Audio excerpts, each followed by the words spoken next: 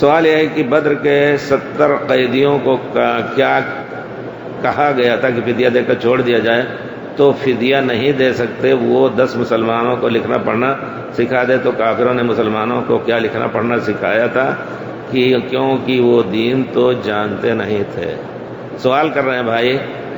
رسول صلی اللہ علیہ وسلم نے یہ شرط کیا تھا کہ فدیہ دے کر کے، حضرت عباس آپ کے چچا بھی قیدی بن کے آئے تھے، تو سب کو فدیہ دے کر کے چھوڑا، لیکن جس کے پاس فدیہ یعنی پیسے دے کر کے اپنے کو چھڑانے کی طاقت نہیں تھی، ان سے شرط کیا گیا اگر لکھنا پڑھنا جانتے ہیں تو 10 مسلمان کو ایک آدمی لکھنا پڑھنا سنا دے۔ لکھنا پڑھنا دین نہیں، الف با تا سا جو ان کے لکھنے پڑھنے کا جو عربی کا پرانا طریقہ تھا وہ عربی سکھا دیں، یہ نہیں کہ قرآن سکھا دیں اور کچھ، اس کے بعد اسی کو وہی لوگ قرآن لکھ سکتے ہیں، وہی